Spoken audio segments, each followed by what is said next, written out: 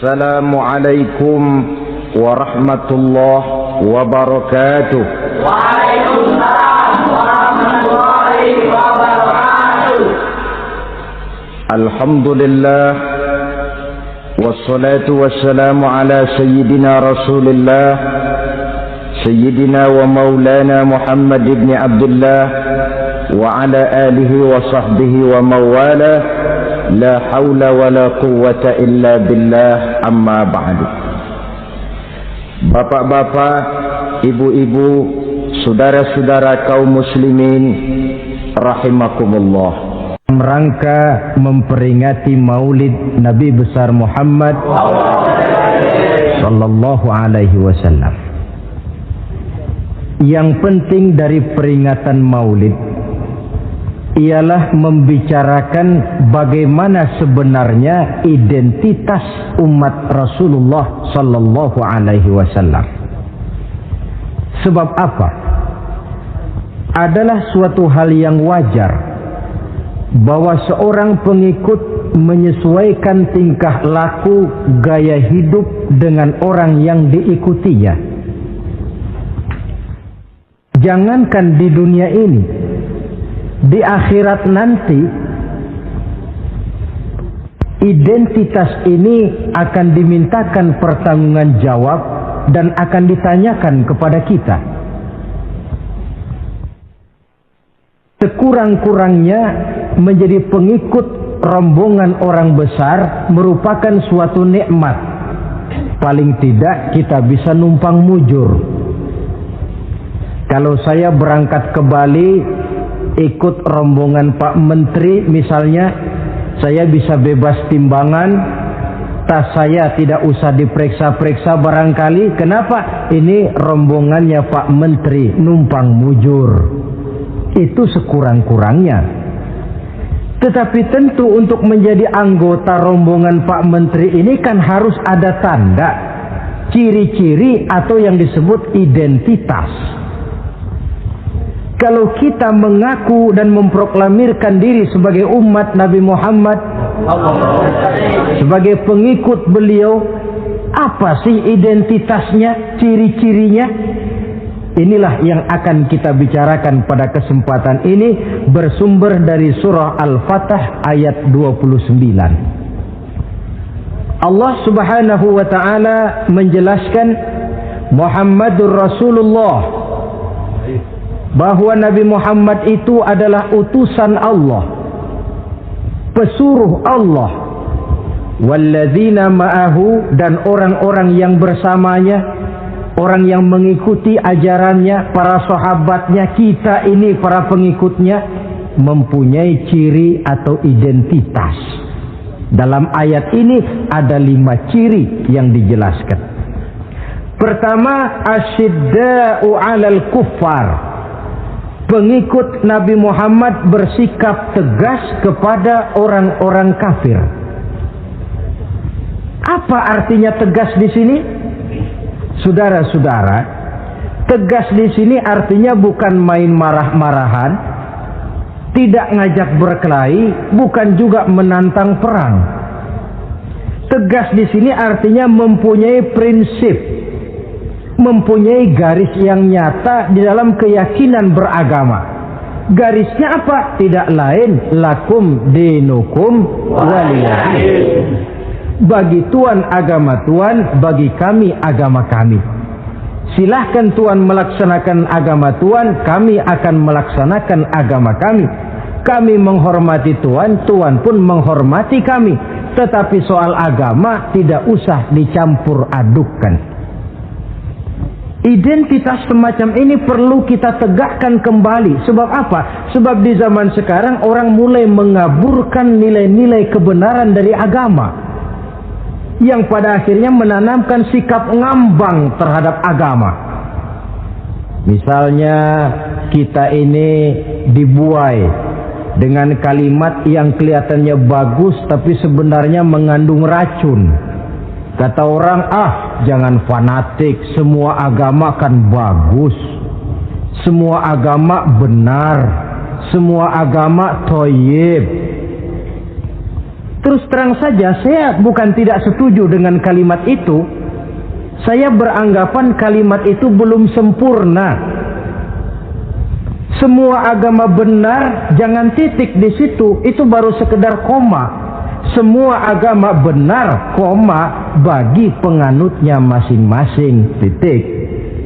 Semua agama baik, koma, bagi penganutnya masing-masing, titik. Bagi kita yang muslim, yang benar Islam. Dan seorang muslim yang berani membenarkan semua agama, seorang muslim yang berani berkata semua agama benar, sekurang-kurangnya munafik kalau tidak menjadi murtad. Wah Pak, itu namanya fanatik dong. Betul.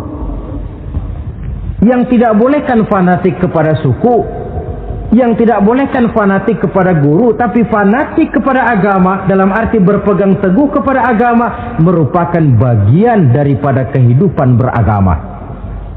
Hanyalah kalau umat Islam ini fanatik dengan agamanya, dia akan konsekuen, baik melaksanakan, mengamalkan maupun mengembangkan agamanya.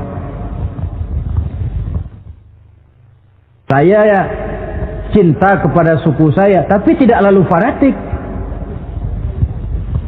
Cinta suku boleh, fanatik kepada suku salah. Cinta kepada guru bagus, fanatik kepada guru jelek. Cinta kepada agama bagus, fanatik kepada agama wajib. Hanya dengan fanatik kepada agama orang konsekuen. Yang jelek itu kan kalau sudah fanatisme kesukuan. Contoh, misalnya mentang-mentang orang Sunda, lalu ngomong saya ogah dengerin ceramah. Kenapa? Ustaznya bukan orang Sunda sih. Ini nggak bener, emangnya Nabi Muhammad kelahiran Ciamis? Kan tidak.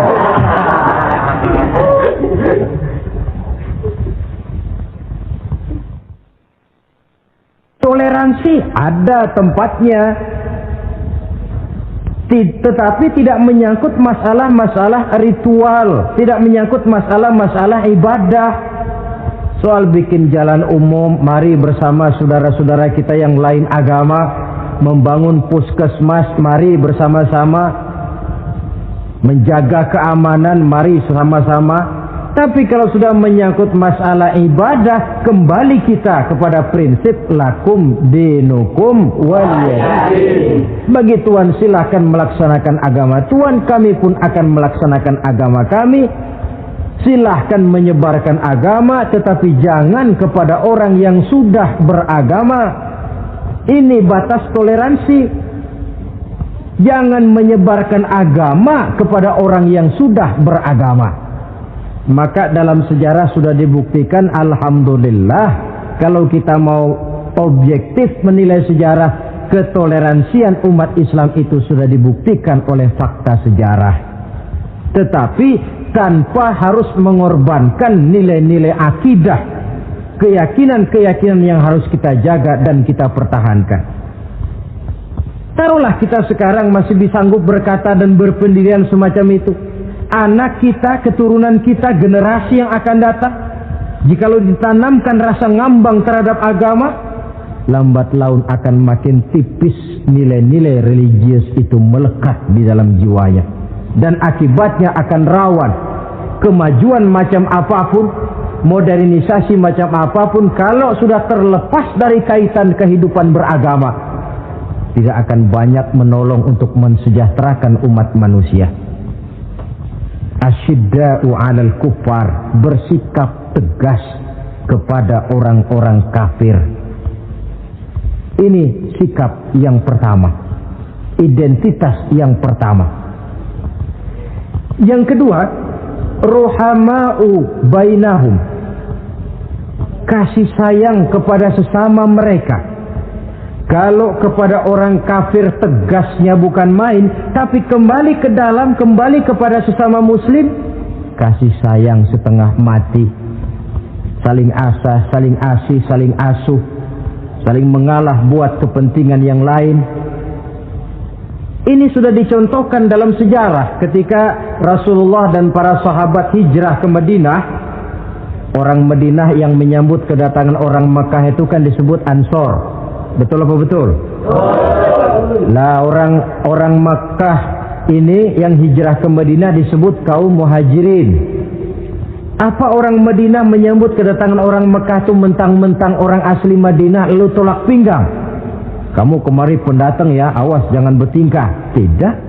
Masing-masing malah mencari saudara. Karena apa? Persaudaraan dalam Islam diikat dengan akidah. Artinya ini dari manapun orang datang, apapun warna kulitnya, bahasa apapun yang dia pakai, jikalau akidahnya sama, dia saudara kita. Hadirin, terus terang saja ya. Banyak orang-orang yang tidak senang kalau melihat umat Islam sampai bersatu. Maka segala macam cara mereka lakukan agar kita jangan bersatu. Terang-terangan menghantam Islam, tidak mungkin orang berani. Kenapa? Saya pikir sebodoh-bodohnya umat Islam dia masih fanatik sama agamanya. Dia masih sanggup bilang, "Mas, gue emang gak sembayang, tapi agama gue lu hina, gue bacok lu." Itu kan positif, fanatisme agama namanya.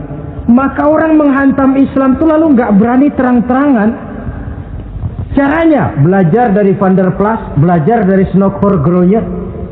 Mau menghantam Islam, masuk ke tengah-tengah umat Islam. Pakai peci, kalau perlu pakai sorban, pakai sorban. Tidak bisa assalamualaikum, latihan assalamualaikum. Hantam Islam dari dalam. Caranya, kalau perlu dibuatkan merek-merek Islam. Yang mereknya Islam tapi tujuannya bikin kacau dalam Islam. Muncullah yang namanya Islam ingkar sunnah. Muncul yang namanya Islam sejati. Islam. Mereknya Islam, tujuannya bikin kacau dalam Islam. Kalau dia sudah mengkafirkan orang lain yang tidak sepaham dengan dia, tidak mau bermakmum kepada orang yang sepaham dengan dia. Kalau cara ini tidak kena, mereka putar lagu lama. Apa lagu lama itu? Lagu khilafiyah. Lagu lama itu supaya kita sengketa sesama kita, mempersoalkan hal-hal kecil. Waktu terbuang, energi habis untuk mempermasalahkan hal yang tak pernah kunjung selesai. Sering kejadian toh di kampung-kampung. Yang satu pakai usolli, yang satu tidak, lalu pisah RT. Yang satu azan sekali Jumatan, yang satu 2 kali, lalu bangun masjid lagi. Yang satu kunut, yang satu tidak, asaholo. Persoalan yang semacam ini sampai kiamat tidak akan kunjung selesai. Oleh karena itu potensi yang besar ini tidak tersalurkan dengan wajar karena kita centang perenang di dalam, tidak pandai menjaga kesatuan dan persatuan sebagai modal dasar untuk berbuat yang lebih baik. Adalah lebih baik kita ini mencari titik-titik persamaan dan bukan memperbesar pola perbedaan. Ruhama'u bainahum, kasih sayang sesama mereka. Imam Ghazali memberikan contoh, kun kal yadain wala takun kal uzunain. Hai umat Islam, hiduplah kamu seperti 2 tangan. Saling asah, saling asih, saling asuh, saling mengalah buat kepentingan yang lain. Coba lihat 2 tangan kita, rukunnya bukan main. Kalau tangan kanan maju ke depan, kata yang kiri, oke, saya mengalah. Dia mundur ke belakang. Kiri di depan, kata kanan, sekarang giliran saya ngalah. Dia mundur ke belakang. Akhirnya kita jalan lenggang. Enak nggak dilihat orang? Coba kalau nggak ada yang mau ngalah. Tangan kanan ke depan, kata yang kiri, gue juga bisa. Dia ke depan lagi. Depan kayak robot kita jalan. Lalu mekanisme kerjanya, tangan kanan kerjanya bagus-bagus toh. Salaman tangan kanan, tanda tangan tangan kanan, hitung duit tangan kanan, ambil kue tangan kanan. Kiri nggak pernah protes, tahu posisi. Memang tugas saya bidang pembersihan. Ya pembersihan saja dilakoni. Artinya apa ini? Yang satu dengan yang lain saling memperkuat walaupun komposisinya berbeda. Dicontohkan dalam perjalanan kehidupan sahabat Nabi. Sahabat Nabi yang paling terkenal itu 4 orang. Sayyidina Abu Bakar, Sayyidina Umar bin Khattab, Sayyidina Utsman bin Affan, Sayyidina Ali bin Abi Thalib. 4 sahabat ini kalau kita lihat komposisinya, keahliannya lain-lain.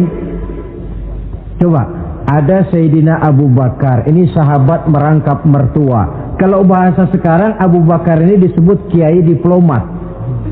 Kiai karena beliau orang alim, diplomat karena pandai bersiasat, ahli politik. Kemampuan berpolitiknya digunakan buat kepentingan agama. Sebab siapapun yang berpolitik untuk kepentingan agama, tentu kita doakan. Tetapi siapapun yang jual agama untuk kepentingan politik, kita juga berdoa. Cuma tentu doanya lain dengan yang berpolitik buat agama tadi. Saudara hadirin yang saya hormati, ada Umar bin Khattab. Ini kalau bahasa sekarang disebut imam jenderal ini. Imam tapi jenderal, jenderal tapi imam. Kenapa imam? Karena dia mampu memimpin jamaah di masjid. Kenapa jenderal? Karena dia sanggup memimpin tentara di medan perang. Kegagahannya, keberaniannya, keperkasaannya digunakan membantu perjuangan Rasul. Ada Utsman bin Affan, santri ekonom. Kenapa santri? Karena dia orang kaya. Kenapa ekonom? Karena dia pengusaha bergerak di bidang bisnis. Keuntungan usahanya untuk membantu perjuangan Rasul. Ada Ali bin Abi Thalib, tokoh muda tapi intelek. Masih muda tapi rela mengorbankan nyawa demi keselamatan Rasul di malam hijrahnya. Alangkah nikmatnya umat Islam ini kalau punya kiai diplomat, imam jenderal, santri ekonom, pemuda intelek, yang masing-masing bekerja sama menunjang untuk kepentingan agama. Ruhama ubainahum, kasih sayang di antara sesama mereka. Mobil, kenal mobil enggak? Ya. Mobil itu baru bisa jalan dengan baik kalau seluruh onderdilnya kompak. Kalau yang satu sudah merasa dirinya lebih penting dari yang lain, alamat mobil udah deket mogok. Misalnya yang jadi bensin nyombong, kalau enggak lantaran saya enggak bakalan jalan nih mobil. Bannya denger, sombong. Kata ban, sombong kamu bensin. Apa kamu kira kamu saja yang penting? Saya tersinggung, kata ban, lalu kempes. Kira-kira kalau ban kempes jalan enggak mobil? Begitulah umat ini. Kayak satu bangunan, ada yang jadi jendela, pintu, tiang, genteng dan sebagainya. Tetapi satu sama lain hendaknya saling memperkuat. Kalau tidak, kita ini pernah diramalkan oleh Nabi, yushiku an tada'a alaikumul umam kama tada'al akalatu ala qas'atiha. Satu saat akan datang di tengah-tengah kamu di mana keadaanmu waktu itu seperti makanan di meja makan. Coba bayangkan, menurut Rasul satu saat kondisi umat Islam akan seperti makanan di atas meja. Yang barat mau makan, yang timur mau santap, yang selatan mau ganyang, yang utara mau injak-injak. Satu saat kondisi umat Islam akan seperti itu. Heran sahabat, ya Rasulullah, kok kita bisa dikepung begitu rupa? Iya. Apa pada waktu itu jumlah kami sedikit ya Rasulullah? Tidak, kata Rasul. Bal antum yawma idzin katsir. Jumlahmu pada waktu itu banyak, besar, kamu mayoritas. Cuma sayang, kata Nabi, walakinnakum ghusa'un ka ghusa'is sail. Tetapi keadaanmu waktu itu seperti busa di lautan. Banyak tapi centang perenang. Banyak tapi tidak punya daya dan kekuatan. Dipermainkan gelombang lautan, dihempaskan ke tepian pantai tanpa punya makna dan arti. Mayoritas tapi nasibnya ironi. Lantaran apa ini? Kita tidak pandai menjaga kesatuan dan persatuan. Prinsip ruhama ubainahum, kasih sayang di antara sesama mereka, belum bisa kita wujudkan. Oleh karena itu, hadirin yang saya hormati, identitas yang kedua ini Mari kita tegakkan, menggalang kesatuan dan persatuan untuk kejayaan agama yang kita cintai. Soal posisi silahkan berbeda, soal profesi silahkan berbeda, tetapi hendaknya perbedaan ini tidak menyebabkan persimpangan tujuan. Satu sama lain saling memperkuat. Identitas yang kedua, bahwa kita sudah diikat dengan akidah, tidak oleh ras, warna kulit, suku, bahasa, oleh akidah. Satu kali orang sudah syahadat, dia adalah saudara kita. Sudah lewat masanya di mana kita umat Islam ini dikotak-kotakan, dan sudah datang waktunya di mana kita bersatu, saling menunjang, saling membantu, sehingga dengan demikian terwujudlah satu masyarakat yang diikat dengan nilai-nilai akidah. Ini yang kedua, kasih sayang kepada sesama muslim.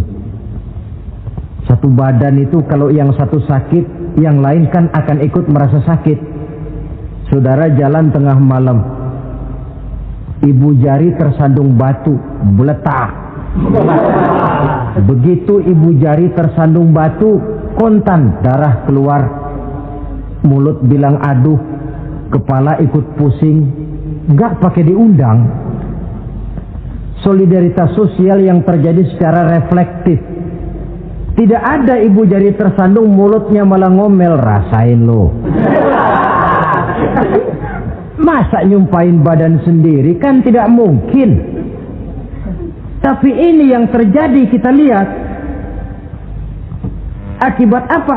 Tidak terwujudnya solidaritas sosial yang bersifat refleksif tadi. Nah, inilah saudara-saudara identitas yang kedua. Yang ketiga sekarang, pengikut Nabi Muhammad sallallahu alaihi wasallam itu cirinya yang ketiga, tarahum ruk'an sujjada. Engkau lihat mereka ruku dan sujud, mendirikan solat. Ini identitas, ciri. Di akhirat nanti akan diperiksa dengan seadil-adilnya. Siapa? Saya, Pak. Saya siapa? Pengikut Nabi Muhammad. Betul? Betul. Baik. Pengikut Nabi Muhammad itu tandanya ruka'an sujada, ruku dan sujud. Sampean ngaku umat Nabi Muhammad, sujud, pernah sembahyang? Sembahyang juga, Pak. Berapa kali? Nggak banyak-banyak, Pak, setahun 2 kali. Kapan itu? Idul Fitri sama Idul Adha. Kata petugas, syarat kurang, minggir. Sebab sering dikatakan sholat itu kan ada yang harian, ada yang mingguan, ada yang tahunan. Ada yang sholatnya harian. Yang harian ini juga 2 macam, ada yang belang-belang, ada yang mulus. Kalau yang belang-belang itu kalau zuhur sholat, asar out. Asar kepegang, maghribnya melayang. Maghrib ketangkep, isaknya terbang. Itu lumayan ketimbang yang seminggu sekali cuma Jumat saja. Yang Jumat pun agak lumayan lah daripada yang setahun 2 kali cuma Idul Fitri dan Idul Adha.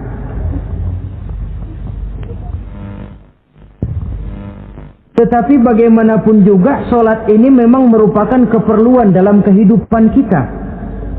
Ciri identitas yang memperkaya kepribadian. Pengikut Nabi orangnya ruku dan sujud. Sehingga di zaman sahabat tadi kondisi mereka digambarkan kalau siang seperti kuda perang, tetapi kalau malam seperti pendeta. Maksudnya apa? Di medan perang mereka gagah, tapi kalau sudah ruku dan sujud bukan main khusyuknya. Ruku dan sujud. Dengan kata lain, ciri pengikut Nabi Muhammad orangnya mendirikan sholat, Nah, masalahnya sekarang apa perlunya sholat dalam kehidupan kita? Yang jelas dia untuk menggembirakan Allah kok. Se-ASEAN orang tidak ada yang sholat, Allah tidak akan berhenti jadi Tuhan.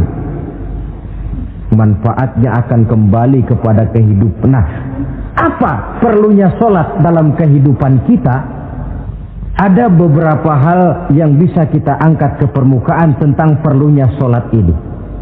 Jadi sholat itu perlunya kita, sehingga suatu saat nanti kita tidak lagi berkata saya wajib sholat, tapi kita akan berkata saya perlu sholat. Apa perlunya sholat dalam kehidupan kita? Pertama, sholat itu membuat orang rendah hati, tidak melonjak menjadi angkuh dan sombong. Yang kedua, sholat itu membuat orang tahu diri. Yang ketiga, sholat itu mendatangkan ketenangan jiwa dan ketentraman batin lantaran orang punya sandaran vertikal kepada Allah. Sehingga agama menekankan benar ini bukan cuma untuk kita, tapi juga anak kita, keturunan kita. Sehingga Nabi mengajarkan, ajari didik anak-anakmu sholat pada umur 7 tahun. Kalau umur 10 tahun mereka sudah berani meninggalkan sholat, pukul. Bukan dengan tujuan menyakiti, tapi mendidik anak supaya disiplin dengan sholatnya. Kayaknya kita yang hidup di zaman serba modern ini, soal anak mau sholat atau tidak, kayaknya orang tua itu, kalau istilah anak sekarang, cuek-cuek aja. Jarang yang mengadakan inspeksi, pengecekan anaknya sudah sholat apa belum. Lalu sholatnya disiplin apa tidak? Jarang yang memberikan sugesti dan rangsangan supaya anaknya mendirikan sholat. Saya jarang mendengar orang tua muslim yang berkata, nak, kalau kau hafal Fatihah dengan artinya bapak beliin sepatu baru. Nak, kalau kau hafal juz amma, bapak beliin sepeda. Sugesti untuk hal-hal yang bersifat agama sangat langka. Tapi kalau sudah hal-hal yang bersifat umum, wah, nah, kalau kamu lulus nanti SD ya, kita piknik ke Tangkuban Perahu, lulus SMP tur ke Bali, lulus SMA piknik ke Singapura. Rangsangan dan dorongan, baguslah itu. Tetapi alangkah akan lebih bagusnya jika untuk hal-hal yang bersifat agama kita pun sanggup memberikan sugesti, rangsangan dan dorongan kepada anak-anak kita. Sehingga sejak kecil mereka sudah terbiasa dengan sholat. Sejak kecil mereka sudah disiplin dengan sholatnya. Sebab kalau tidak, kayu itu kalau mau dibengkokkan pada saat dia masih kecil. Kalau sudah besar baru mau dibengkokin, repot kayu itu. Membentuk orang soleh itu harus dimulai sedini mungkin. Karena itu salah satu fungsi solat Allah jelaskan, inna sholata tanha 'anil fahsya wal munkar. Bahwa solat yang dikerjakan dengan betul mampu mencegah manusia dari perbuatan yang keji dan munkar. Jadi dengan kata lain, orang yang disiplin dengan solat terpeliharalah dirinya dari perbuatan yang keji dan munkar.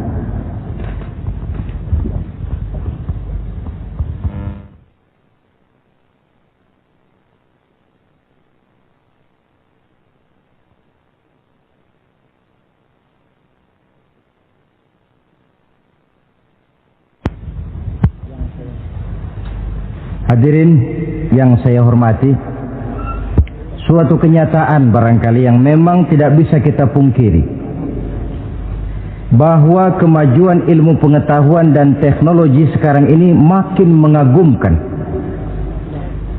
Dunia seolah-olah telah dirombak oleh manusia dari sebuah daerah kosong menjadi gedung-gedung pencakar langit yang tinggi. Orang sudah bertandang ke bulan, dan dalam beberapa tahun mendatang boleh jadi akan bertandang pula ke planet-planet lainnya. Kekurangan air minum bisa diatasi dengan penyulingan air laut.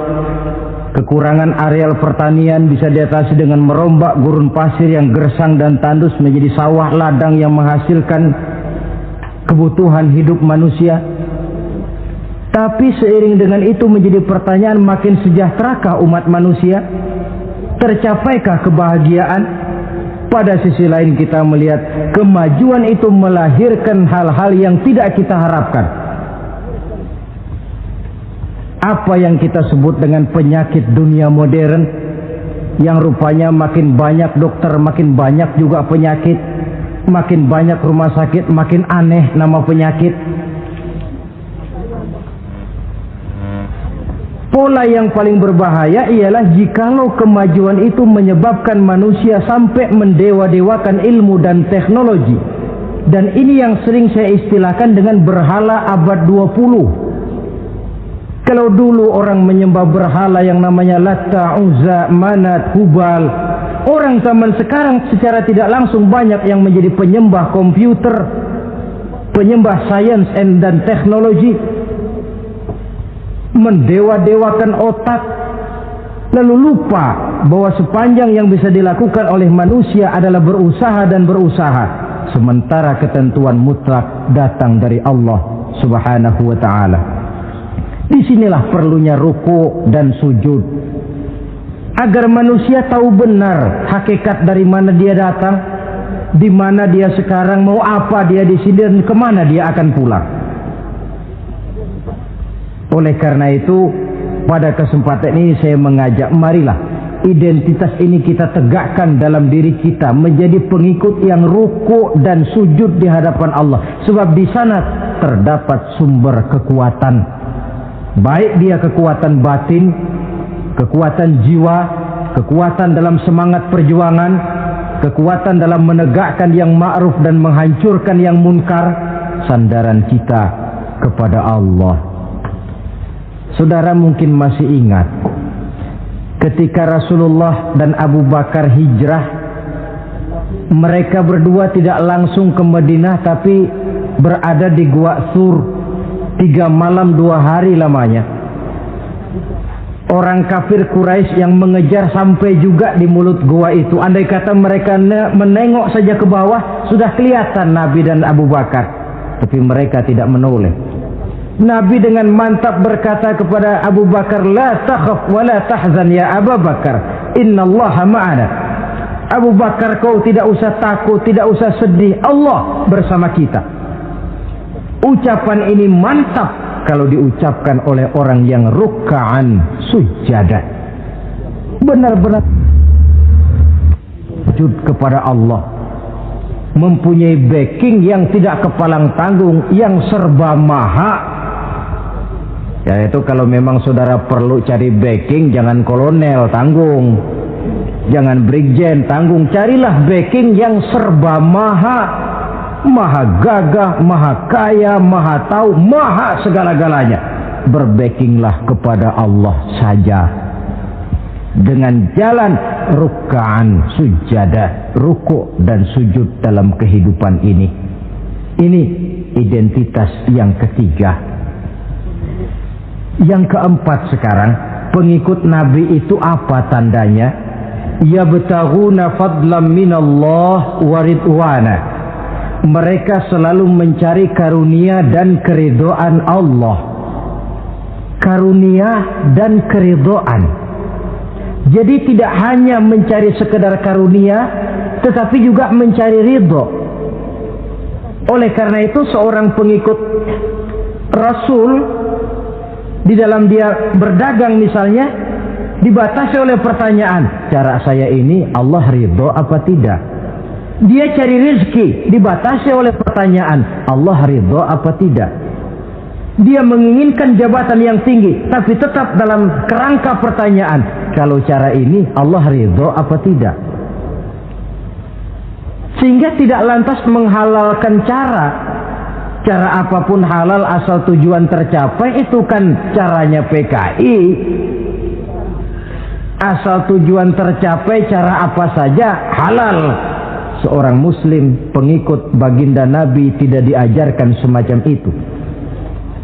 Kenapa perlu mencari keridhaan Allah, karunia yang Allah ridho? Karena apapun yang kita pakai, apapun yang kita makan terutama, Jikalau bersumber dari sesuatu yang Allah tidak ridho, katakan yang haram misalnya, akan mempengaruhi gaya dan gerak hidup kita. Contoh, kata Imam Ghazali, kalau engkau terlalu senang memakan makanan yang haram, dia akan mempengaruhi caramu berpikir sehingga kau akan cenderung berpikir yang haram. Mencari karunia yang Allah ridho. Dan hidup itu kalau sudah mendapat ridho Allah, sudah satu kenikmatan yang tidak bisa dibeli dengan nilai materi yang bagaimanapun banyaknya. Karena itu biarlah kita orang mukmin ini di dunia hidup kaya asal Allah ridho saja. Gak apa-apa. Biar rumah kita gedung, punya mobil bagus, uang banyak, kalau Allah ridho enak. Daripada sudah melarat tinggal di pinggir kali, rumahnya gubuk, Allah marah lagi. Kapan mau senang orang macam begitu? Jadi biarlah kita ini bahagia di dunia, asal di akhirat masuk surga. Nggak apa-apa. Mencapai kebahagiaan di dunia dan di akhirat. Cari karunia Allah sebanyak-banyaknya. Karena memang bumi dan segala fasilitasnya diperuntukkan bagi manusia. Dan karunia Allah itu ada dimanapun kita pergi. Dahulu ketika turun perintah hijrah, sebagian sahabat berpikir-pikir, kalau saya hijrah ke Madinah, di Madinah mau makan apa saya? Ini Mekah kan jelek-jelek, kampung sendiri. Umpama kepepet ngutang-ngutang dikit orang masih percaya lah, kalau ke Madinah ngutang sama siapa? Takut dia kalau hijrah ke Madinah tidak dapat makan. Allah memberikan jaminan, qul li'ibadiyallazina amanu inna ardi wasi'ah fa iyaya fa'budu.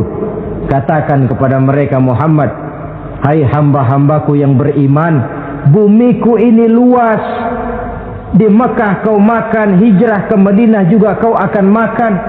Apalagi hijrahmu karena membela agama. Jangan karena membela agama kau takut kelaparan. Artinya apa?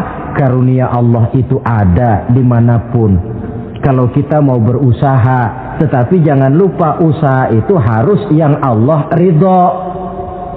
Kalau sekedar hasil usaha cara apapun boleh, ya dapat. Tetapi tanpa ridho, semuanya tidak akan membawa ketenangan, ketentraman, dan kebahagiaan. Allah itu kan maha pengasih, tidak pilih kasih katanya. Artinya apa? Semuanya Allah kasih. Orang kalau mau berusaha dapat. Itu logika. Sunnatullah kata kita, hukum alam kata orang. Kalau mau berusaha mesti dapat. Tetapi kasih sayang Allah ini tidak diberikan kepada setiap orang. Kalau pengasihnya berlaku kepada semua orang, mau kafir mau beriman, kalau berusaha dapat. Itu Rahman namanya. Tapi Allah tidak cuma Rahman, Allah juga Rahim, Maha Penyayang. Bedanya apa? Orang yang dikasih itu belum tentu disayang. Tetapi kalau disayang mesti dikasih. Kalau tidak dikasih tentu ada pertimbangan lain untuk kepentingan kita. Misalnya anak kita baru kelas 1 SMP, datang, Pak beliin motor buat sekolah. Kita lalu menilai anak ini nggak ada motor saja kadang-kadang jarang sampai ke sekolah, apalagi dibeliin motor, bisa dari rumah berangkat ke sekolah nggak sampai. Tidak dibelikan bukan karena tidak sayang, justru karena sayangnya ada pertimbangan lain untuk kepentingan si anak. Tetapi kadang-kadang anak sendiri berpikirnya lain. Bapak katanya sayang, minta dibeliin motor saja tidak dibelikan. Dia menilai orang tuanya tidak sayang. Padahal justru sayangnya lalu tidak dibelikan. Begitulah satu contoh kecil dari keridhaan Allah ini. Jika Allah sudah memberikan ridhonya kepada kita, segala yang kita mau diberikannya. Kalau tidak juga diberikan, tentu ada manfaatnya untuk kemaslahatan kita. Allah Maha tahu. Misalnya orang mengeluh, saya akan sembahyang rajin, ngapa rezeki seret bener sih? Apa saya berhenti lagi sholat? Allah lebih tahu. maslahatnya. Barangkali potongan kayak kita ini kalau diberikan rezeki banyak sedikit lalu berhenti ke masjid. Rezeki lu segini aja dah, lu jadi rajin ke masjid. Ada manfaatnya buat kepentingan kita. Mencari karunia yang Allah ridho. Dalam alam yang terbentang luas ini karunia Allah terhampar luas. Tinggal kita mencari, dan untuk mencari itu diperlukan keahlian. Keahlian hanya timbul karena pendidikan. Makin ke depan persaingan hidup makin tajam tanpa membekali diri. Terutama generasi kita yang akan datang, anak-anak kita. Boleh jadi mereka akan tersudut ke pojok-pojok kehidupan untuk kemudian lebih banyak jadi penonton daripada sekedar pemain. Dan kerugian akan kembali kepada kita. Karena itu cari karunia Allah sebanyak-banyaknya, tapi dengan garis bawah yang Allah ridho. Sekali lagi, carilah karunia Allah sebanyak-banyaknya dalam kehidupan ini, tetapi dengan menggarisbawahi yang Allah ridho. Inilah identitas yang keempat. Yang kelima sekarang, identitas yang terakhir, simahum fi wujuhihim min atharis sujud. Di muka mereka ada tanda bekas sujud. Ini pengikut Rasulullah sallallahu alaihi wasallam. Bekas sujud, iya. Apa bekas sujud itu? Apa jidatnya hitam kebanyakan sujud? Mungkin karena rajin sujud lalu berbekas. Boleh jadi, tapi soal hitam di jidat sih gampang digosok-gosok. Yang terpenting asarus sujud di sini dalam bentuk sikap mental. Apa sikap mental yang saya maksud? Orang yang rajin sujud itu lalu membekas dalam kehidupannya pengaruh sujud. Apa pengaruh sujud? Karena rajin sujud timbul ikhlasnya. Sudah berbuat, yang penting itu Allah. Orang lain mau tahu atau tidak, orang lain mau puji atau tidak, yang penting Allah. Sebab kalau sudah dia usolli fardal maghribi Allahu Akbar, dia tinggalkan dunia dan seluruh isinya. Naik dia menghadap Allah. Selamat tinggal sebentar dunia, nanti saya balik lagi. Yang ada cuma dia dan Allah dalam dialog langsung. Timbul keikhlasan, terjemahannya dalam kehidupan. Berbuat tanpa pamrih, tidak suka menepuk jasa dan menghitung jasa. Sebab biasa orang itu kalau sedang perang tidak sempat ngaku jadi pahlawan, tapi kalau perang sudah selesai nggak kenal bedil ngaku pahlawan. Kalau perang sedang berkecamuk, jarang yang mengaku pahlawan. Kalau sudah perang selesai, masing-masing nepuk dada. Seorang yang ikhlas, seorang yang berbuat tanpa pamrih, dan ini pengaruh sujud dalam kehidupan. Lalu apalagi timbul jujurnya. Kenapa? Kalau dia sholat zuhur 4 rakaat, lalu umpama selesai 3 rakaat dia salam, orang lain tentu tidak tahu dia korupsi 1 rakaat. Tapi kenapa tidak dia lakukan? Ada Allah sih yang tahu. Timbul kejujuran, disiplin murni yang berakar dari hatinya sendiri. Lalu apa lagi? Kesabaran. Dilatih lewat sholat. Kalau belum selesai 4 rakaat, jangan berhenti sholat isya umpamanya. Dan banyak lagi pengaruh-pengaruh asarus sujud. Ini di dunia. Di akhirat nanti kata Nabi, inna ummati ya'tuna yaumal qiyamah ghurran muhajjalin min asaril wudu. Umatku di hari kiamat nanti akan datang menghadap Allah dengan muka berseri-seri dari sebab air wudu. Mukanya bersinar-sinar karena di dunia rajin wudu. Sehingga barangkali di akhirat nggak perlu ngaku-ngaku kita. Ya Rasulullah, saya umatmu, tidak perlu. Rasulullah lihat sendiri, wah ini mukanya bersinar-sinar. Ta'ali ummati, umatku sini, umatku sini. Kalau di dunia rajin kena air wudu. Ya rajin wudu artinya kan rajin sholat. Masa ada orang wudu aja nggak sholat, kan model. Kalau muka tidak pernah tersentuh wudu, kalau muka tidak pernah sujud, Teriak-teriak kita mengaku, ya Rasulullah saya umatmu ya Rasulullah. Kata Rasulullah, enggak ada umat saya yang dekil kayak sampean.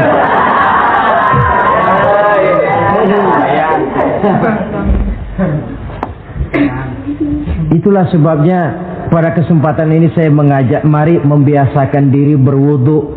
Tidak cuma untuk sholat. Saudara mau berangkat ke kantor, wudu dulu, bagus. Saudara mau pergi berdagang, wudu dulu, cakep. Saudara mau pergi kuliah, mau pergi sekolah, wudu dulu, bagus. Di samping kebersihan jasmani, juga kebersihan rohani.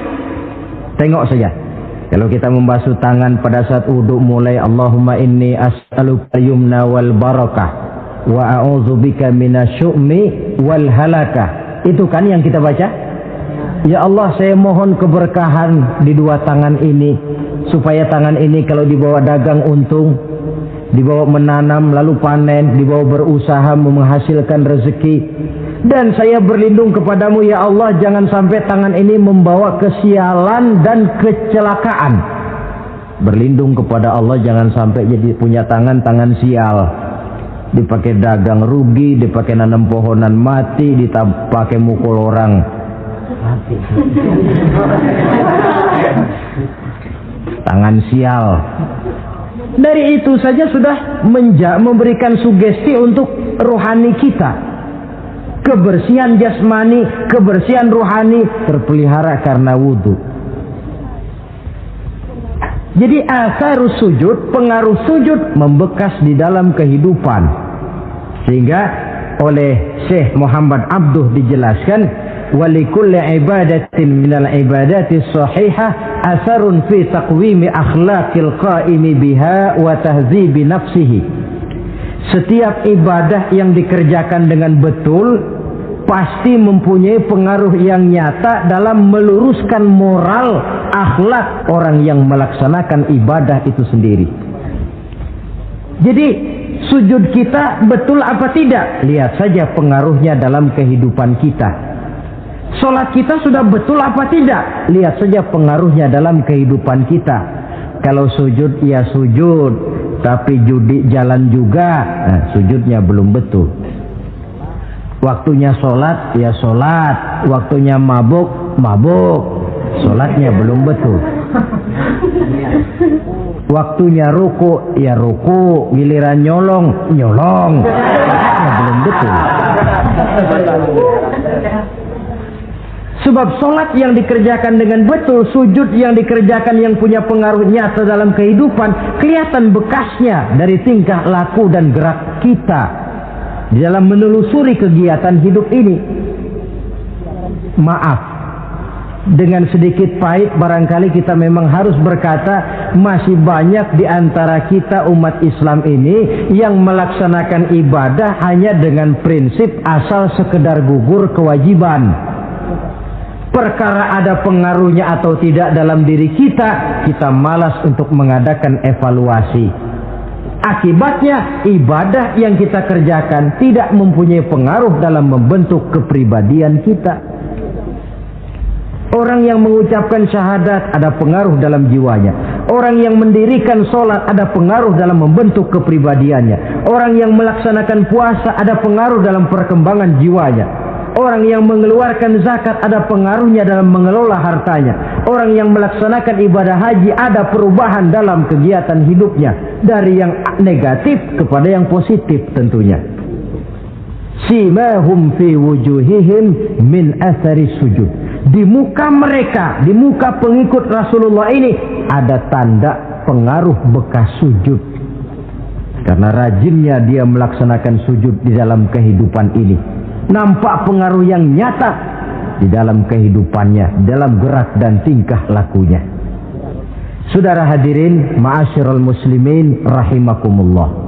Inilah 5 identitas yang harus kita tegakkan jikalau kita mau jadi umat yang konsekuen.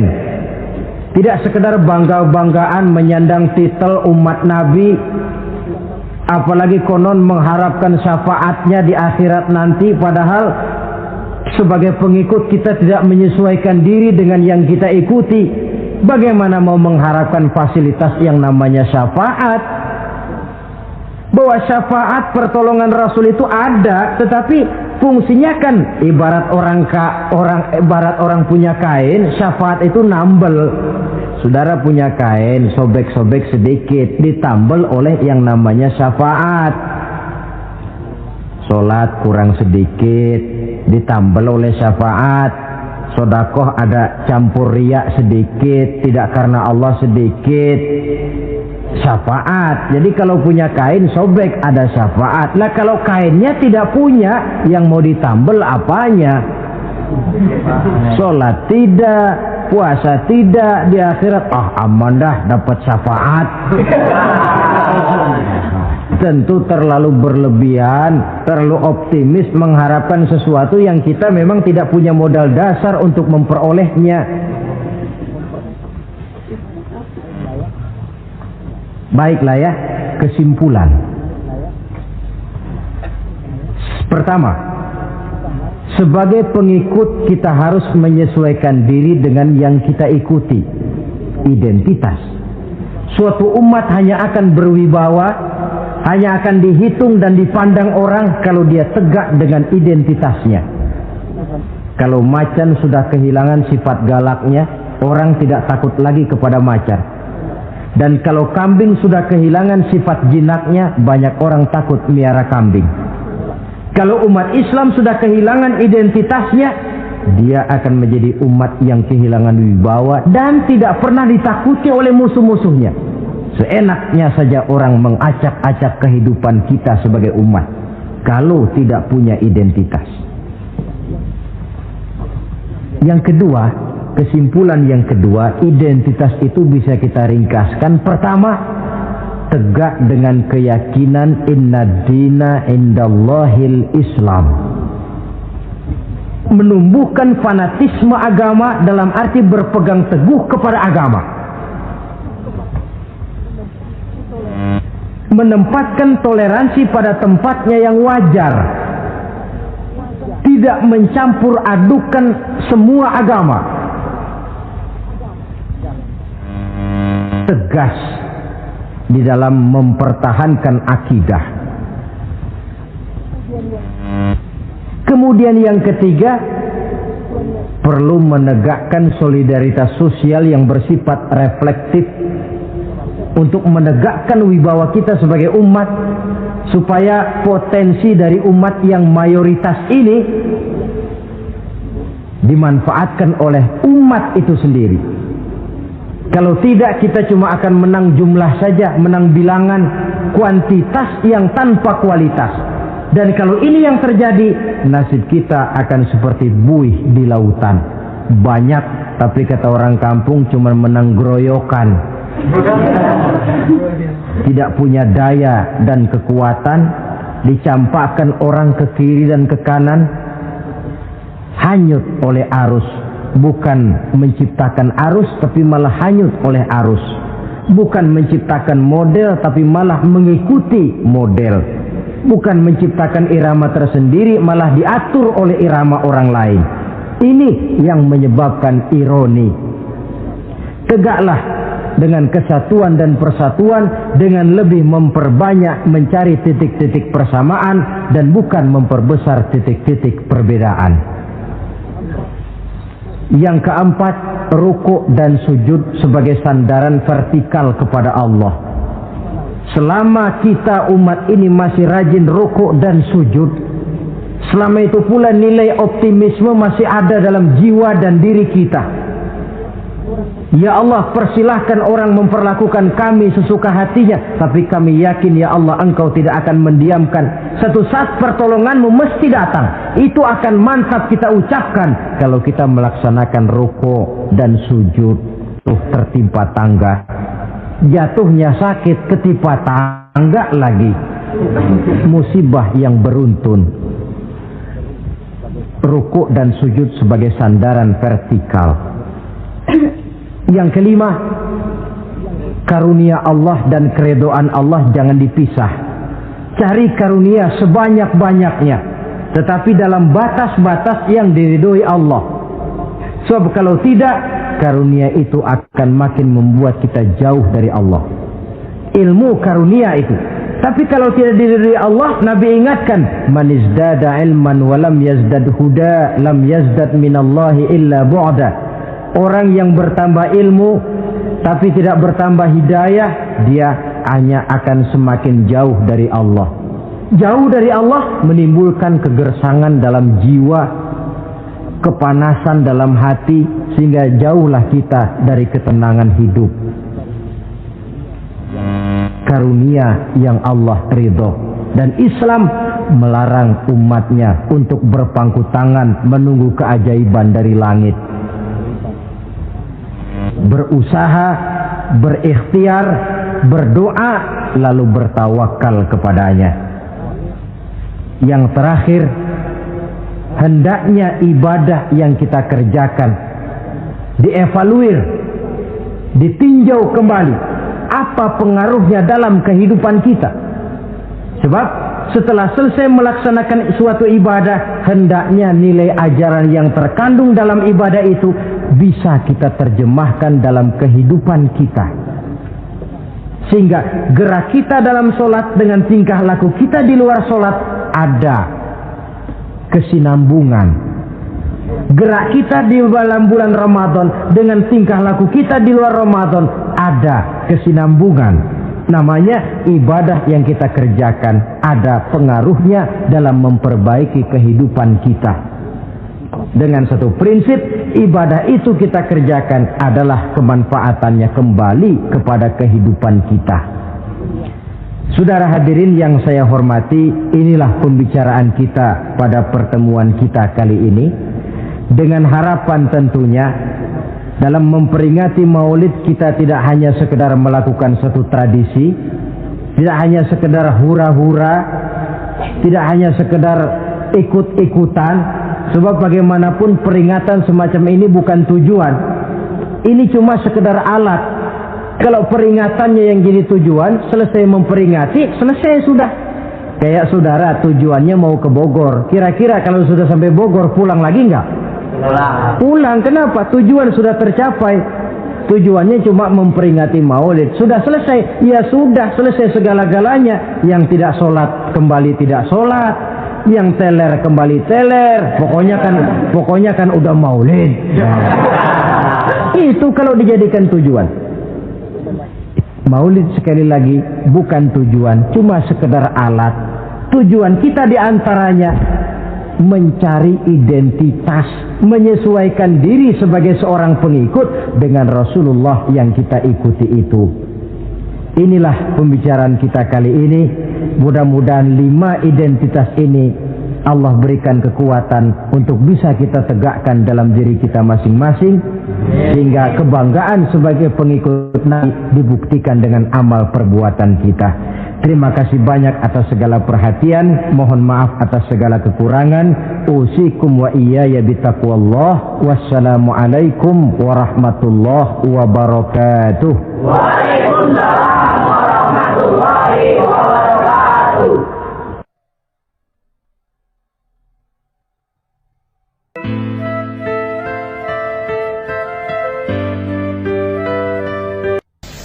Bapak-bapak, ibu-ibu, saudara-saudara kaum muslimin rahimakumullah. Murai di dahan dan kokok ayam di kandang. Dunia ini penuh dengan berbagai macam kesibukan. Sejak dari petani yang turun ke ladang, pedagang yang berangkat ke pasar, pelajar yang menuju sekolah, sampai kepada pegawai yang berangkat ke kantor, seluruhnya tidak lain untuk mencari sesuatu yang bernama bahagia. Setiap orang menginginkan kebahagiaan, dan tidak seorang pun menginginkan kesengsaraan dalam kehidupan ini. Namun nyatanya tidak setiap orang yang ingin bahagia mengetahui jalan yang harus ditempuhnya untuk sampai kepada kebahagiaan itu. Maka pada kesempatan pertemuan kali ini saya ingin menyampaikan sebuah hadis dari junjungan kita baginda Nabi besar Muhammad sallallahu alaihi wasallam yang termuat dalam kitab Mukhtarul Ahadits An-Nabawiyah, di mana beliau bersabda, arba'un min sa'adatil mar'i. Ada 4 perkara yang merupakan tanda dari orang bahagia. Saya mau tanya, di antara saudara-saudara yang hadir di sini, apa ada yang kepengen jadi orang sengsara? Ya.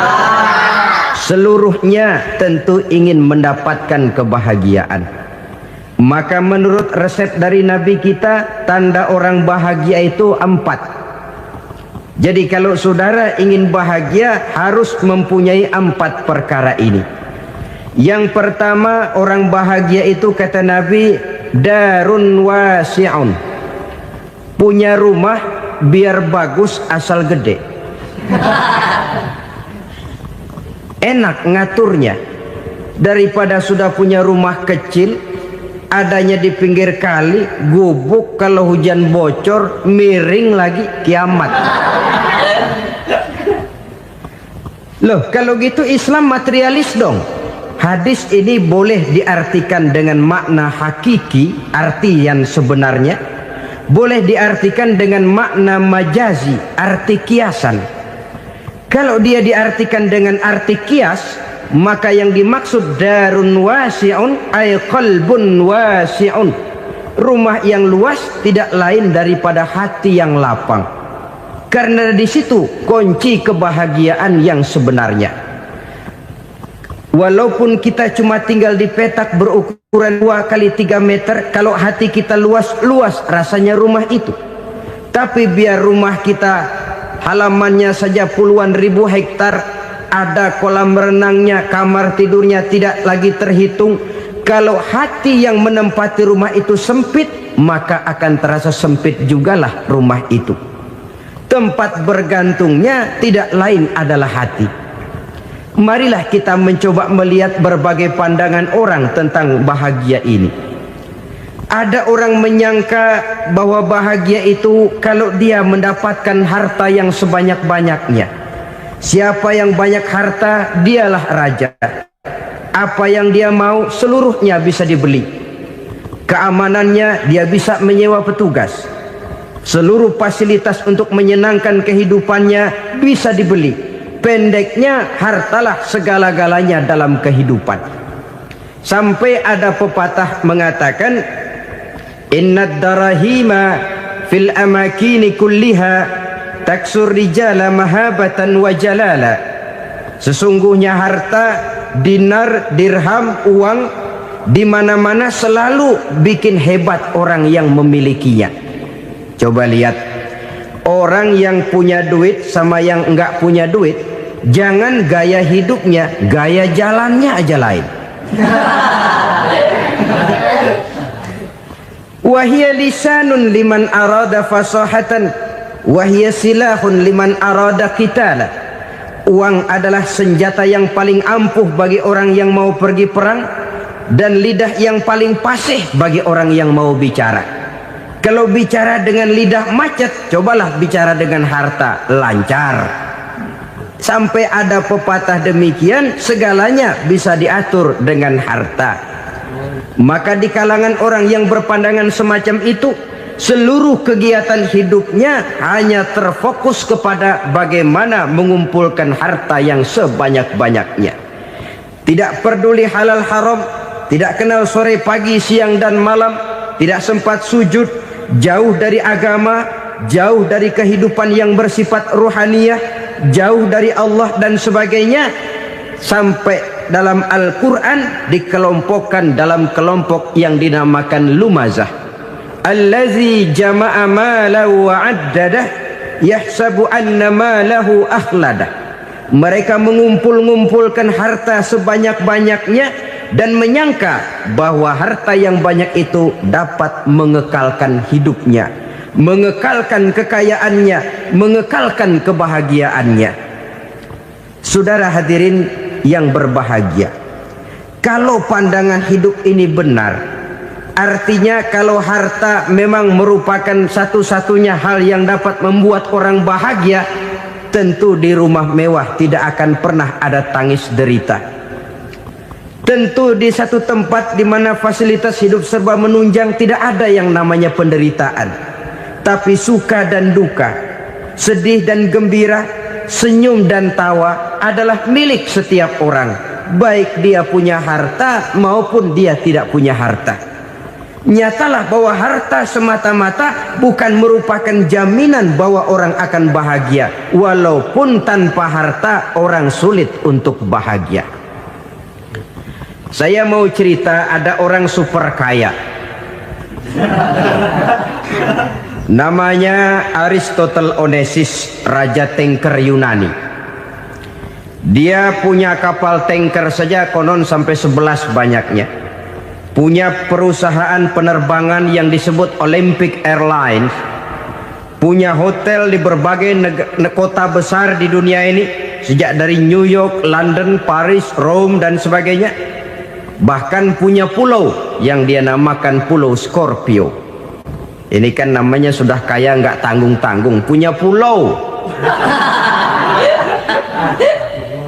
Nah, dia punya 2 orang anak, yang satu laki-laki namanya Alexander, yang satu perempuan namanya Maria Onesius.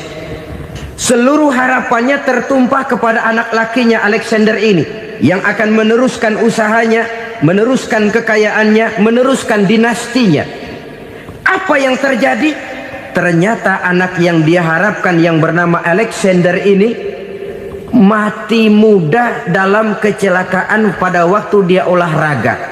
Apa olahraganya? Namanya olahraga anak orang kaya, golongan jet set. Olahraganya olahraga pesawat terbang. Jatuh, ya nggak kapungut, habis mati. Tinggal satu anak perempuannya, Maria Onesius. Tapi anak perempuan ini juga malah urakan. Terakhir dia pacaran, bahkan kemudian kawin sama orang Rusia. Rupanya Aristotle Onesius ini broken. Kekayaannya yang berlimpah ruah, perusahaannya yang begitu banyak, siapa yang akan meneruskan? Siapa yang akan menggantikan? Sampai kemudian dia mengurung diri di Pulau Scorpio dan mati di sana secara mengenaskan.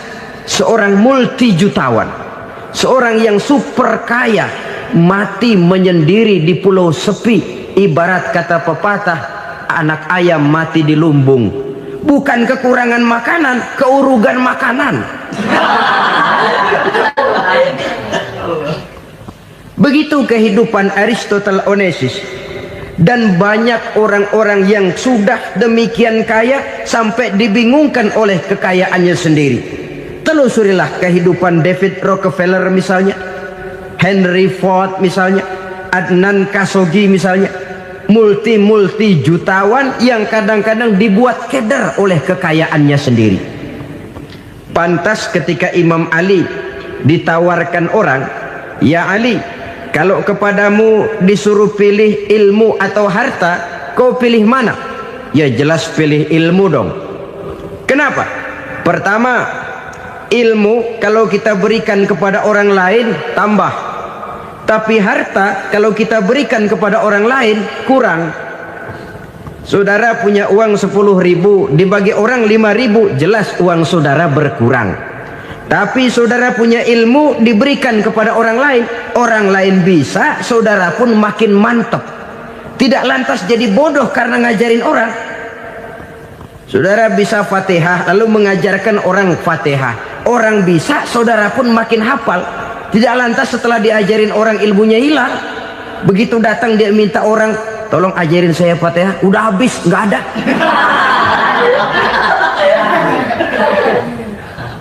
Yang kedua kata Imam Ali, ilmu menjaga kita. Kalau harta kita yang harus jaga. Makin banyak ilmu makin terpelihara diri seharusnya. Tetapi makin banyak harta makin bingung kita jaganya. Sampai kadang-kadang kalau perlu seluruh keliling rumah dipasangi alarm. Belum cukup disewakan anjing besar-besar, pasang di depan pintu, awas anjing galak. Masih belum cukup juga, cari centeng tukang-tukang kepruk jaga rumah. Masih terasa belum aman, padahal rumahnya dikelilingi tembok besar. Di balik tembok ada pintu-pintunya tebal. Di balik pintu itu terbuka masuk kamar, kamar pun ada pintunya, pintunya pun kuat. Masuk ke dalam kamar ada lemari, lemarinya pun pintunya kuat, dikunci, kuncinya pun kuat. Tapi terhadap seluruhnya yang timbul cuma sekedar was-was saja. Kesimpulannya sekali lagi, tanpa harta orang memang sulit untuk bahagia. Tapi harta semata-mata tidak merupakan jaminan orang akan bahagia. Dengan hati yang luas, itu modal utama untuk mencapai kebahagiaan hidup. Orang yang hatinya luas, saudara-saudara, punya hati yang lapang, melihat kenyataan hidup ini, dia bersyukur senantiasa kepada Allah. Lantas tidak timbul hasud dan iri hatinya. Oleh karena itu, jiwanya selalu lapang. Kalau tidak, cupik hati namanya. Dangkal pandangan, tidak senang melihat orang lain dapat nikmat, dan itu sering dijadikan contoh. Kalau orang yang lapang dada, dia lihat tetangganya beli TV baru, dia berkata, alhamdulillah ya, tetangga kita beli TV, mudah-mudahan kita bisa ikut nonton. Lapang dadanya. Tapi orang yang sempit hati, lihat tetangga beli televisi, meriang. Enggak diapa-apain, meriang. Besoknya dengar tetangga beli motor, makin sakit, ke rumah sakit. Lalu di rumah sakit dengar tetangganya beli mobil, mati. Disiksa oleh perasaannya sendiri. Orang kalau hati sudah sempit dalam hidup, kemanapun dia pergi, sempit rasanya medan kehidupannya. Kemudian kita melihat juga ada orang yang menilai bahwa bahagia itu katanya kalau punya kedudukan yang tinggi, pangkat yang agung, wibawa yang besar. Mungkin betul, tapi mungkin juga tidak. Bergantung kepada hati orang yang punya pangkat itu. Sama dengan harta tadi. Harta akan membawa bahagia kalau dia jatuh ke tangan orang yang berhati lapang. Tapi harta akan jadi bencana kalau jatuh ke tangan hati orang yang sempit. Pangkat akan membawa bahaya kalau jatuh di tangan hati orang yang sempit. Lebih dari itu, kenyataan mengajarkan kepada kita bahwa ternyata pangkat dan jabatan tidak selamanya memberikan kebahagiaan dalam kehidupan. Bahkan resikonya kelewat besar. Beberapa bukti kita bisa ambil dari para pemimpin dunia yang menjadi korban lantaran pangkat dan jabatan yang disandangnya. Saudara ingat Presiden Abraham Lincoln dan John Kennedy dari Amerika? Dibunuh orang. Park Chung-hee dari Korea Selatan, Ziaur Rahman dari Bangladesh, Anwar Sadat dari Mesir, terakhir Indira Gandhi dari India, menjadi korban dari pangkat dan jabatan yang disandangnya dari orang-orang yang tidak senang dia memegang jabatan itu. Dia akan mudah mengundang bencana. Sehingga pantas kalau seorang presiden terkemuka Amerika, Harry Truman namanya, dia mengatakan jabatan presiden itu, kata dia, seperti orang nunggang macan, naik macan. Harus kita taiki, kalau enggak dia bakal nerekam kita, ngeri katanya. Adapun orang yang hatinya lapang, kalau dia menerima pangkat dan jabatan, dianggapnya itu satu kesempatan untuk berbuat baik. Tapi orang yang berhati sempit, menerima pangkat dan jabatan, bukan kadang-kadang menerima, malah berusaha setengah mati mencapai dengan segala cara. Kalau perlu jilat atas, jilat atas. Jadi golongan sumuhun dawuh. Jadi kelompok kulon nuwun, yes sir, yang kerjanya cuma oke bos. Kalau perlu jilat atas, jilat atas. Kalau perlu injak yang bawah, injak yang bawah. Perlu sikut kiri kanan, sikut kiri kanan. Yang penting pangkat dapat, jabatan dapat. Orang yang semacam ini, kalau sudah mempunyai pangkat dan jabatan, biasanya dia tidak menganggap itu sebagai amanah, tidak menganggap sebagai kesempatan berbuat baik, tapi malah kesempatan untuk memperturutkan hawa nafsunya yang dilatar belakangi oleh kesempitan hatinya tadi. Apalagi kalau orang memperoleh pangkat karena banyak mengeluarkan uang. Seakan-akan pangkat dan jabatan itu sekarang macam proyek, pakai tender. Siapa yang berani bayar segini naik, nggak berani minggir. Padahal logikanya, kalau orang mencapai satu jabatan karena banyak mengeluarkan uang, hampir bisa dipastikan bahwa setelah jabatan itu dia pegang, langkah pertama yang akan dilakukannya ialah berusaha bagaimana uang yang dia keluarkan supaya kembali. Ya paling kurang pulang modal dulu dong. Soal mikirin rakyat soal nanti, tapi ini modal harus pulang. Itu celakanya kalau orang memperoleh pangkat dan jabatan cuma karena banyak mengeluarkan uang. Jarang orang yang mempunyai keyakinan dan pandangan bahwa pangkat dan jabatan merupakan amanah. Jadi sekali lagi, pangkat dan jabatan mungkin saja membawa kebahagiaan kalau jatuh ke tangan orang yang berhati lapang. Tapi bisa jadi bencana kalau dia jatuh ke tangan orang yang mempunyai hati yang sempit. Dan lagi-lagi stresnya hati yang lapang. Lalu sebagian orang, saudara, ada yang berpandangan katanya bahagia itu kalau jadi orang terkenal, mempunyai popularitas, menjadi idola di kalangan remaja, di kalangan orang tua, di segala lapisan masyarakat. Padahal makin populer orang makin terikat dia. Ya kalau macam kita ini kan nggak punya nama, nggak populer, tengah malam buta mau nongkrong di warung Tegal aman. Tapi pangkat, jabatan, kedudukan, popularitas menyebabkan kita diikat dengan berbagai macam peraturan. Cuma mandi sama ke WC saja yang nggak dikawal.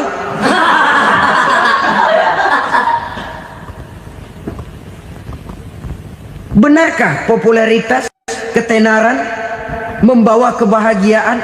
Mungkin ya, tapi mungkin juga tidak. Kenapa? Banyak orang-orang populer yang mengakhiri hidupnya secara tragis. Kita ambil beberapa nama. Di Amerika tahun 60-an ada bintang seksi paling terkenal yang dijuluki sex bomb. Bom seks. Sampai sekarang jadi legenda, namanya Marilyn Monroe. Singkatan dobelnya itu inisialnya MM, Marilyn Monroe. Terkenal top sampai dia mati tahun 62, namanya sekarang masih saja dibicarakan orang. Kenapa dia bunuh diri? Tidak punya hartakah dia? Banyak. Kurang populerkah dia? Seluruh dunia mengenalnya. Sejak rakyat kecil sampai pejabat tinggi dia punya hubungan. Kenapa? Jenuh. Dia terlahir dalam keadaan yatim. Setelah itu tidak lama dia berangkat remaja, ibunya meninggal, pindah dari wanita asuh ke wanita asuh sampai 12 orang ibu angkatnya. Dan kekecewaan yang paling parah, setiap laki-laki yang dekat dengannya hanya seperti kapal berlabuh, datang dan pergi silih berganti. Padahal dia merindukan seseorang yang bisa melindungi hidupnya. Dia rindukan itu dan dia tidak pernah menemukan. Itu yang akhirnya menyebabkan dia minum pil tidur kelewat dosis, minum obat tidur kebanyakan, ya tidur terus sampai sekarang.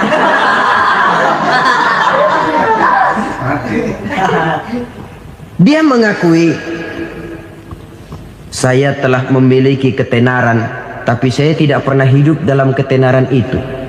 Saya pandai main sandiwara, tapi saya ingin hidup dalam alam yang real sebagaimana umumnya orang. Itu yang dia rindukan. Menyusul jejak yang namanya Marilyn Monroe ini, Billie Holiday, saudara kenal tentu, di rumah sakit dirawat.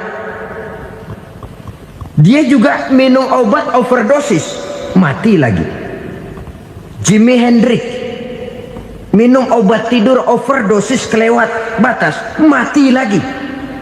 Lalu yang menghanyutkan diri di danau, Janis Joplin dan Brian Jones, ini orang-orang populer, orang-orang terkemuka yang mengakhiri hidup secara tragis, bukan karena tidak terkenal, mungkin karena sudah saking terkenalnya. Contoh paling belakangan, Bruce Lee. Wah, ini tukang-tukang keprok tentu kenal siapa dia. Sampai sekarang pun tabir kematiannya masih merupakan misteri. Dan yang masih hidup juga menunjukkan gejala yang aneh. Michael Jackson, rumahnya di Beverly Hills itu dijaga sedemikian rupa, dan dia selalu curiga kepada setiap makanan harus steril, bersih dari segala macam kimia. Kemana dia pergi, itu tukang-tukang keprok sudah selalu menjaga dan mengawal, dan dia seakan takut menunjukkan mukanya yang asli. Hingga kalau tampil ke tengah di luar show, dia kadang memakai pakaian yang tidak menunjukkan dia yang sebenarnya, takut dikenali orang. Ternyata popularitas sering jadi momok yang meracuni kehidupan manusia. Oleh karena itu, benarlah junjungan kita pada saat beliau mengajarkan orang akan bahagia kalau dia mempunyai hati yang lapang. Nah, sekarang masalahnya untuk mendapatkan hati yang lapang, caranya bagaimana? Kita kembali kepada konsep Quran. Allah mengajarkan, ala inna bidzikrillahi tatmainnul qulub. Ketahuilah bahwa dengan banyak mengingat Allah, hati akan tenang, jiwa akan lapang. Dengan kata lain, dekat dengan agama, merasakan kehadiran Allah dekat dalam hidup, itu muara pertama untuk mencapai hati yang lapang. Ala inna bidzikrillahi tatmainnul qulub. Jangan macam orang sekarang ingin mendapatkan ketenangan lalu tapak di puncak gunung, di gua-gua, di tempat sepi. Iyalah kalau nggak ada ular. Kalau tergigit ular berbisa, ketenangan belum, mati jelas itu. Islam positif untuk mendapatkan ketenangan. Ala inna bidzikrillahi tatmainnul qulubi. Bahwa ketahuilah bahwa dengan banyak mengingat Allah, hati akan tenang, jiwa akan lapang, nuansa pikiran akan luas. Karena yang namanya bahagia ada dimanapun manusia berada. Di kampung ada bahagia, di kota ada bahagia, di ngarai, di lembah, di gunung, di hutan, di lautan, di angkasa luar, dimanapun bahagia itu ada kalau kita bermodalkan hati yang lapang ini. Dan hati akan lapang kalau kita dekat dengan agama. Dekat dengan harta buat sementara hati mungkin tenang, tapi ketenangan yang relatif dan temporer. Apalagi orang tiap kali tambah harta, tiap kali tambah rencana. Itu wajar. Mungkin sebelumnya saudara berpikir, kalau punya duit 5.000 enak nih. Begitu punya duit 5.000, aduh sayang kalau 10.000 aja. Tiap kali tambah harta, tiap kali lain rencana. Makin banyak rencana, makin menjauhkan kita dari yang namanya ketenangan. Padahal ketenangan merupakan unsur utama untuk mencapai bahagia.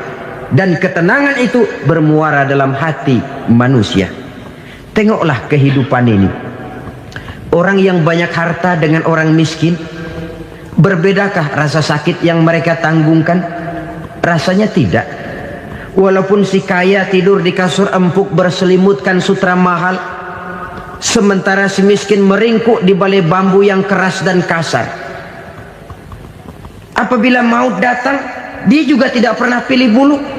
Maut datang menjemput si kaya di singgasana keemasannya, dikelilingi oleh para pengasuh, dayang dan idang serta para pengawal. Dan maut pun datang menjemput si miskin papa, sehingga ia tergelepar di tepian jalan. Kedua-duanya bernama mati. Kalau nyata bahwa sakit yang ditanggung si kaya tidak beda dengan sakit yang ditanggung si miskin. Bukan harta semata yang membuat orang bahagia. Hati yang tenang, jiwa yang lapang penuh kedamaian karena banyak berzikir dan mengingat Allah, itu merupakan modal utama untuk mencapai sesuatu yang bernama bahagia.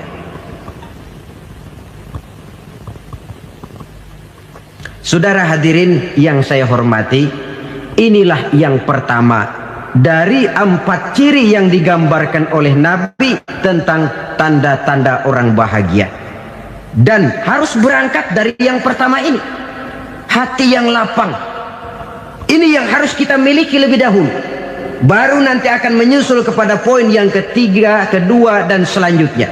Sebab kalau hati sudah terisi dengan jiwa yang lapang, seluruh persoalan insya Allah akan bisa kita atasi dengan sebagaimana mestinya. Yang kedua sekarang, tanda orang bahagia menurut baginda Nabi, markabun syariah. Orang bahagia itu, kata beliau, punya kendaraan biar cepat asal lancar. Artinya kemana dia mau pergi mudah. Apa maksud hadis ini? Kalau kita kaji lebih dalam, kendaraan itu kan alat transportasi. Transportasi tidak lain adalah usaha memudahkan komunikasi.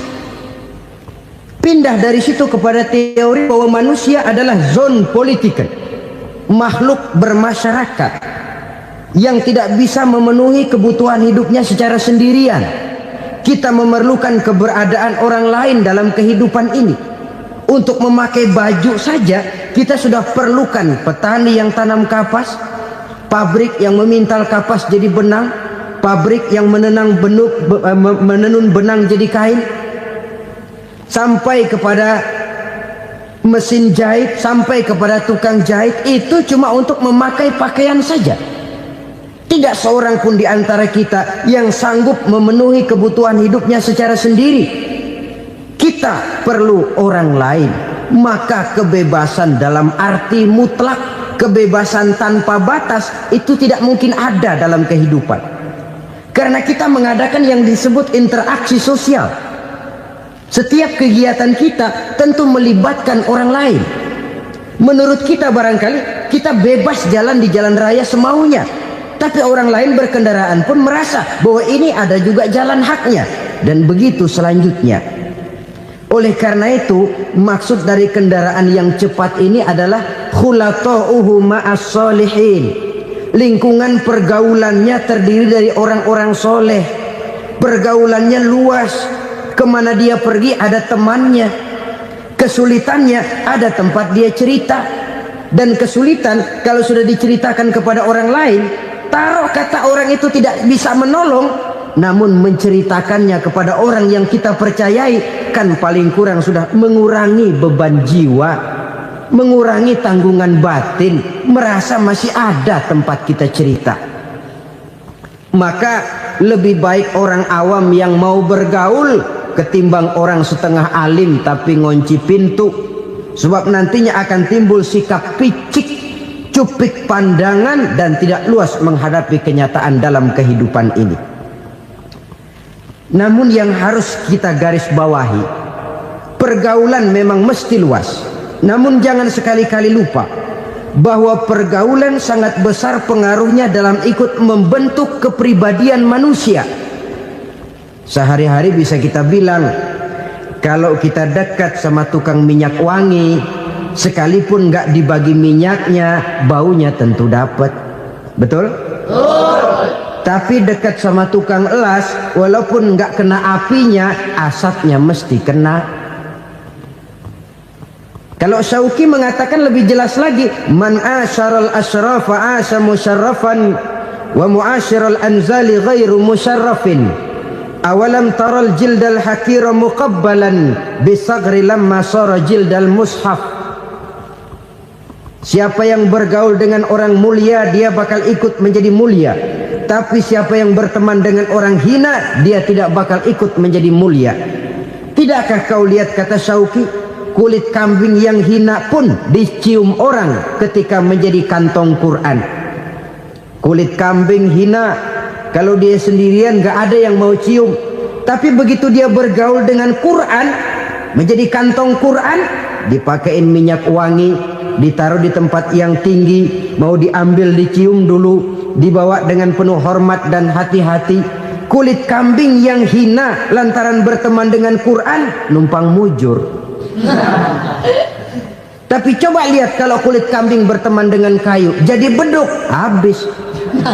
Zohor dikemplang, asar dipukul.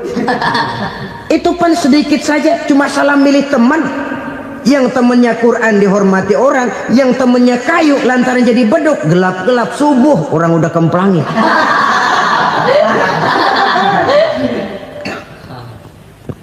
Maka terutama kepada adik-adik remaja yang masih mencari identitas diri, yang ibarat kaset masih kaset kosong, mudah diisi oleh apapun, pandai-pandailah memilih teman dalam bergaul. Karena banyak orang yang tadinya baik-baik, ketika terseret dalam pergaulan dengan orang yang tidak baik, kebaikannya menjadi lentur dan luntur. Tapi berapa banyak bajingan-bajingan tengik, orang-orang yang berlumur noda dan dosa, tiap hari melakukan maksiat, namun bergaul dengan orang yang baik-baik, pada akhirnya sedikit demi sedikit beringsut dan berangsur dia terbiasa mengikuti kebaikan-kebaikan. Saya tekankan ini kepada remaja karena mereka masih mencari identitas diri. Apa yang mereka lihat mereka mau, apa yang mereka dengar mereka ingin tahu. Coba lihat kehidupan remaja. Pulang nonton film Rambo, pengen jadi Rambo, gagah, maunya belekai melulu. Pulang nonton film Superman, pengen bisa terbang. Pulang nonton India, nyanyi melulu. Wajar, mereka masih mencari identitas diri. Saya ini sebenarnya siapa? Lingkungan, pergaulan akan membentuk itu. Karena itu pandai-pandailah bergaul, karena ia sangat besar pengaruhnya dalam ikut membentuk kepribadian manusia. Apalagi sifat yang jelek lebih cepat menularnya ketimbang sifat yang baik. Sifat yang baik, watak yang soleh itu lambat sekali untuk menular. Tapi yang tidak baik, kan prosesnya mah kalau remaja biasanya mula-mula dengar. Karena dengar lalu pengen tahu. Karena pengen tahu lalu ngeliatin. Begitu ngeliatin kan pengen nyobain. Setelah nyobain ketagihan. Nah, ini prosesnya. Yang namanya ganja, morfin, narkotik awalnya kan begitu. Mula-mula dengar katanya kalau sudah fly to the sky, sudah melayang ke langit katanya, disitulah puncak kebahagiaan. Mulanya cuma dengar. Karena dengar pengen tahu. Karena pengen tahu lalu ngeliat, kumpul sama orang yang suka ngeganja. Setelah ngeliat, nah pengen ngerasain. Begitu ngerasain enak juga, ketagihan. Kalau sudah ketagihan jadi penyakit kronis, bisa merembet kepada yang lain. Iya, kalau orang tuanya mampu untuk beli morfin, beli ganja. Kalau tidak kan pikirannya ngayap, jemuran siapa ya gue sahabat. Timbullah perbuatan-perbuatan negatif yang bermula dari salah pergaulan. Apalagi buat adik-adik remaja yang tinggal di kota-kota besar, yang pengaruh budaya, pengaruh kesenian, pengaruh struktur kehidupan yang nampak makin individualistis, di mana persaingan tajam, tensi ekonomi tinggi, orang mudah mengalami stres. Pandai-pandailah dalam bergaul, sekali lagi, karena ia sangat besar pengaruhnya dalam ikut membentuk kepribadian manusia. Orang bahagia punya kendaraan yang cepat, artinya punya pergaulan yang luas, dan lingkungan pergaulannya terdiri dari orang-orang yang soleh. Kemana dia pergi ada teman, kesulitannya ada tempat dia cerita.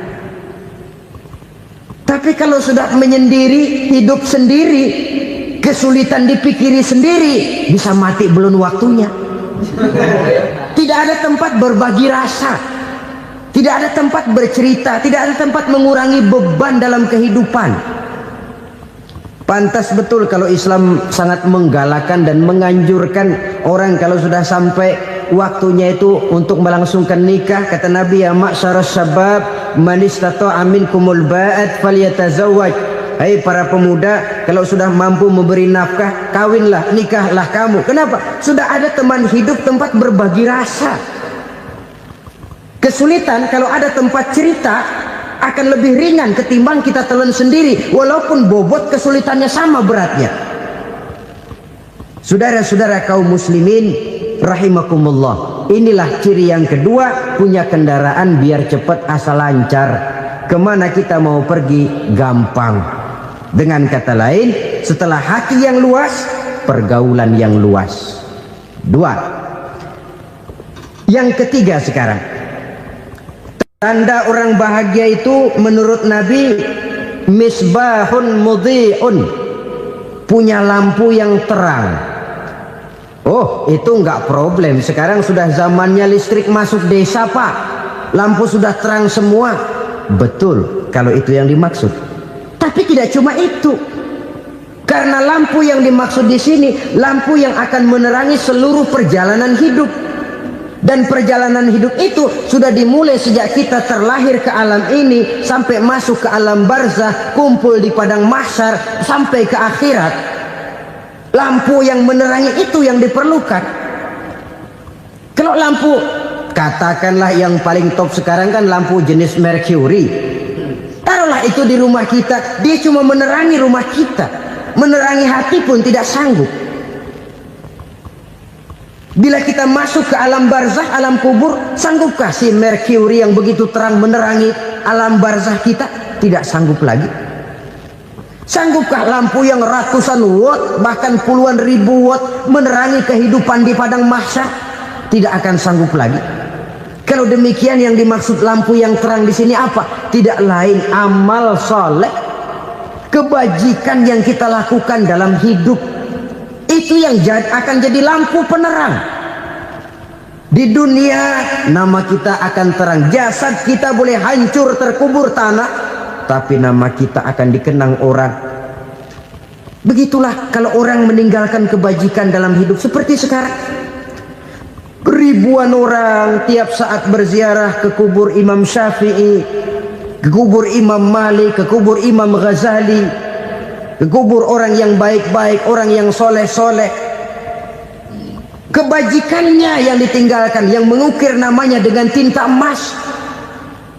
Sehingga saudara sudah terbaring di alam kubur, orang lewat, Allah, ini kuburannya Fulan bin Fulan, dulu ini kebaikannya Masya Allah, saya ikut merasakan. Mari kita mampir sebentar, kita Fatihah. Mohon disampaikan Allah pahalanya kepada almarhum. Al-Fatihah. Itu kalau orang baik-baik.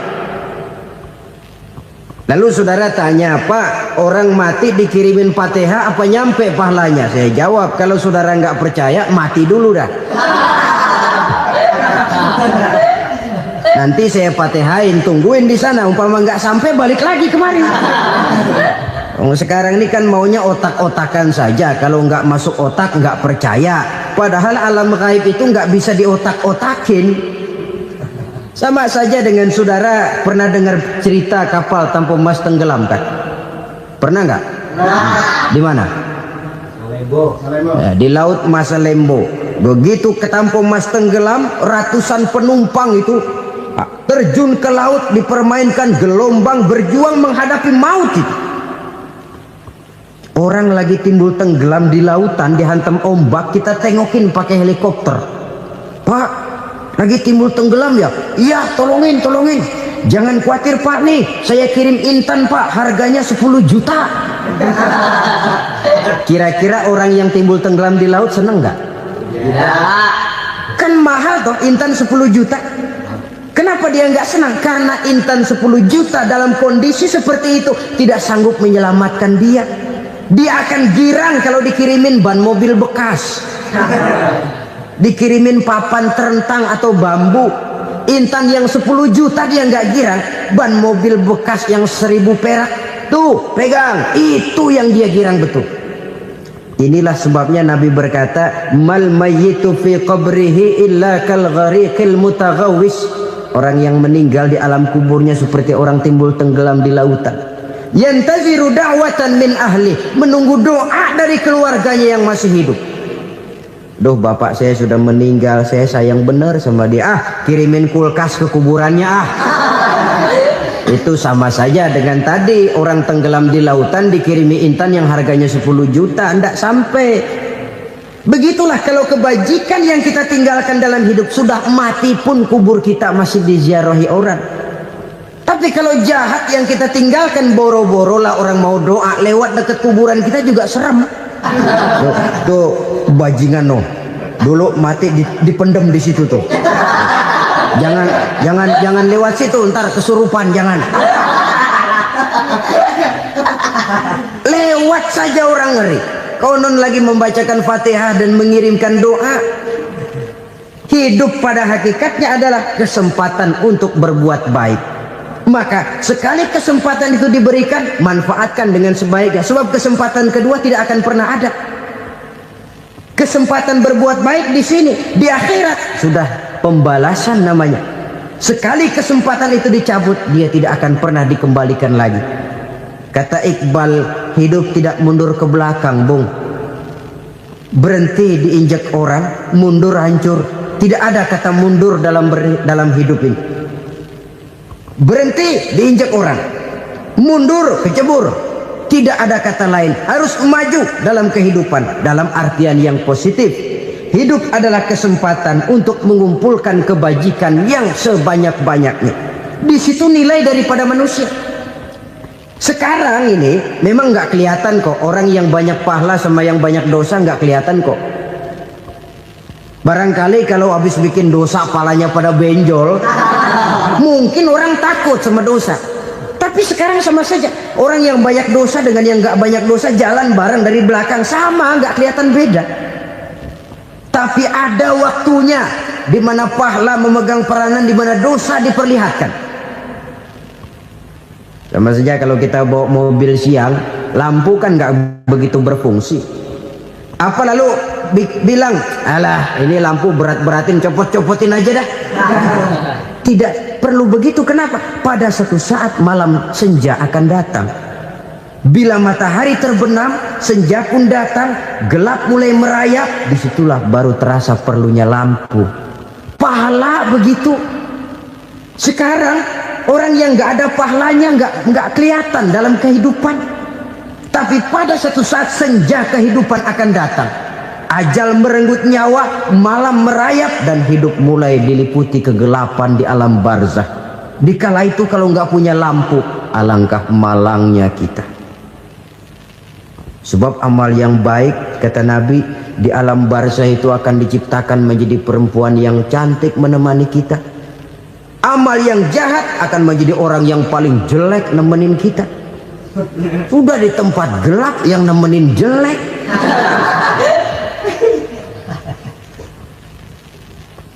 Kaum muslimin rahimakumullah. Kalau demikian masalahnya, tergantunglah kita pandai memanfaatkan waktu. Al-waktu kasayf, waktu itu cepat sekali. Yang namanya waktu itu tahu-tahu udah tahun 87, tahu-tahu udah begitu, tahu-tahu yang kemarin anak-anak sekarang udah pada punya anak. Tahu-tahu saja itu. Begitu cepat waktu berlalu. Kalau tidaklah pandai kita memanfaatkannya, akan rugi kita. Nabi bersabda, man kana yaumuhu khairun min amsihi fahuwa rabih. Barang siapa yang hari ini lebih baik daripada hari kemarin, itu orang untung. Hari ini lebih baik daripada kemarin. Bulan ini lebih baik dari bulan kemarin. Tahun ini lebih baik dari tahun kemarin. Itu orang yang beruntung. Tahun kemarin sembayangnya maghrib doang, sekarang udah tambah isya. Tahun kemarin cuman Idul Fitri aja ngancem bener, sekarang udah tambah Jumat, lalu tambah lagi maghrib, tambah lagi isya, dan selanjutnya. Hari ini lebih baik daripada kemarin, itu orang yang beruntung. Wa man kana yaumuhu mislu amsihi fahuwa khasir. Lalu barang siapa yang hari ini sama saja dengan hari kemarin, itu orang rugi. Hari ini sama dengan kemarin, rugi itu. Bulan ini begitu, bulan kemarin begitu, tahun ini begitu, tahun lalu juga begitu. Rugi itu orang. Rugi apa? Rugi umur. Umur tambah, amalan gak pernah tambah. Dan saya pikir lebih merupakan azab ketimbang nikmat kalau orang dikasih panjang umur cuma untuk numpuk dosa. Mending mana? Panjang umur banyak dosa sama pendek umur dikit dosa? Mending mana? Mending mana? Ya, paling mending tentu panjang umur banyak pahala. Tapi kalau tidak, sekali lagi, lebih merupakan azab ketimbang nikmat kalau orang diberikan panjang umur tapi cuma untuk sekedar menumpuk dosa. Kehilangan kesadaran bahwa dunia bukan terminal akhir dari satu perjalanan. Dia cuma halte di mana kita berhenti sebentar untuk menuju kepada terminal yang hakiki. Saudara-saudara kaum muslimin rahimakumullah, inilah lampu yang akan menerangi kehidupan. Amal yang kita lakukan di dalam kehidupan. Jadi yang dimaksud dengan lampu yang terang, kebajikan yang kita kerjakan dalam hidup. Nah, setiap orang di awal tadi saya bilang ingin bahagia. Bahagia itu kan hakikatnya kumpulan senang dan selamat. Senang, selamat. Apa bedanya? Senang tapi tidak selamat, nggak bahagia. Selamat tapi nggak senang, nggak bahagia orang. Contoh, kalau orang korupsi, duitnya banyak, senang dia, tapi keselamatannya. Ada tentara baris di samping rumahnya udah bingung, padahal tentara latihan. Tentara cuma latihan, dia bingung. Senang, tapi karena keselamatannya tidak terjamin, dia tidak bahagia. Sebaliknya pegawai negeri jujur benar, cuma segaji-gajinya, selamat nggak korupsi, tapi melarat, ya nggak bahagia juga, kurang senang. Kesenangan dan keselamatan untuk dunia saja, ya sekali lagi, kalau cuma sekedar untuk dunia saja, bisa dibeli pakai uang. Bisa dibeli pakai uang. Saudara ingin selamat, bisa dibeli pakai uang. Saudara ingin senang, bisa dibeli dengan uang. Tapi setelah mati, masuk ke alam barzah, habis kekuasaan uang. Nggak bisa lagi beli keselamatan pakai uang. Tidak mungkin lagi membeli kesenangan dengan uang. Di situ pahala yang megang peranan. Makin banyak pahala, makin banyak saham untuk membeli kesenangan dan keselamatan, untuk memperoleh yang namanya bahagia. Dan jangan lupa loh, di alam barzah kita nggak sebentar, menunggu datangnya kiamat. Loh iya, kalau kita begitu dikuburin terus kiamat datang, untung. Tapi kalau masih harus 1000, 2000, puluhan ribu tahun yang akan datang, dalam satu penantian yang begitu lama, tanpa saham untuk memperoleh kebahagiaan, satu kemalangan yang tidak ada pernah putus-putusnya. Janganlah tergelincir oleh kebahagiaan sebentar yang menipu dengan mengorbankan kebahagiaan hakiki yang berjangka panjang. Apa artinya senyum sejenak kalau harus ditebus dengan tangis seumur hidup? Biarlah kita minum jamu, pahit memang, getir memang, tapi kan besok badan sehat. Daripada sekarang minum sirup, manis memang, enak memang, tapi bibir pada jontor besok. Sirawan, batuk, nggak karu-karuan. Banyak orang tertipu oleh kesenangan yang sebentar. Padahal laisa kullu ma yalma'u zahaban. Belum tentu semua yang berkilat itu emas. Belum tentu semua yang gemerlap itu intan. Karena itu, marilah manfaatkan kesempatan yang diberikan Allah ini untuk mengumpulkan kebajikan yang sebanyak-banyaknya. Yang terakhir sekarang, yang keempat, tanda orang bahagia kata Nabi. Zaujatun salihah. Orang bahagia itu tanda yang keempat kata Nabi, punya istri biar cakep asal taat. Sudah surga itu sudah. Cakep taat. Istri kayak gitu, kalau belum mati jangan dikuburin dulu. Sudah cakep taat lagi. Tapi kadang-kadang enggak, udah jelek ngadat melulu. Apa yang mau dipilih? Sebab itu Quran mengatakan istri pakaian untuk suami, suami pakaian untuk istri. Kenapa suami istri diibaratkan pakaian? Alangkah tingginya gaya bahasa Quran ini.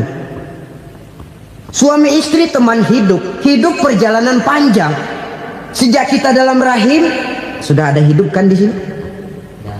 Sampai ke alam dunia, masuk ke alam barzah, kumpul di padang mahsyar, sampai menuju akhirat, itu perjalanan hidup.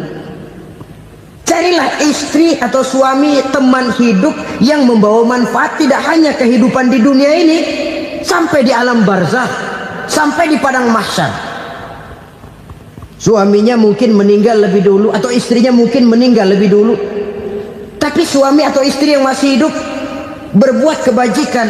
Suami saya meninggal, ada hartanya, saya sedekahkan, niat pahala untuk almarhum suami saya. Ini teman hidup, tidak dibatasi dan tidak bisa dipisahkan oleh maut sekalipun. Zohirnya mungkin pisah, badannya mungkin pisah, tapi hatinya, jiwanya, kebersamaannya dalam menghadapi kehidupan. Karena itu saudara-saudara, bahasa Quran indah. Suami istri diibaratkan seperti pakaian. Apa fungsi pakaian? Pertama, pakaian jadi kebanggaan. Artinya suami harus menjadi kebanggaan istri, istri harus jadi kebanggaan suami. Yang kedua, pakaian itu kan fungsinya menutup aurat. Artinya sesama suami istri harus saling menjaga kekurangan masing-masing. Jangan malah sesama suami istri saling membongkar rahasia dan aibnya sendiri-sendiri. Istrinya diceritain jeleknya di mana-mana, atau suaminya dibongkar rahasianya di pasar umum. Itu sudah tidak lagi berfungsi sebagai pakaian. Kenapa semua ini diperlukan? Karena kita menyadari bangsa yang baik terdiri dari masyarakat yang baik. Masyarakat yang baik merupakan susunan dari warga yang baik. Warga yang baik adalah terdiri dari rumah tangga yang baik. Dan rumah tangga yang baik merupakan susunan dari pribadi yang baik. Dari situ langkah dimulai. Membangun satu bangsa yang baik diawali dengan membangun rumah tangga yang baik, dengan menciptakan pribadi-pribadi yang baik. Sehingga dari sini diharapkan berkembanglah nilai-nilai kebaikan. Orang akan bahagia mempunyai istri yang soleh. Kenapa? Tidak ada seorang suami bisa sukses jadi apapun dia, apapun profesinya. Dokterkah, kiaikah, mubalikah, petanikah, pengusahakah, pejabat tinggikah, tidak ada seorang suami yang bisa sukses tanpa peran serta istrinya. Walaupun memang peranan itu tidak begitu kelihatan, tapi sangat menentukan.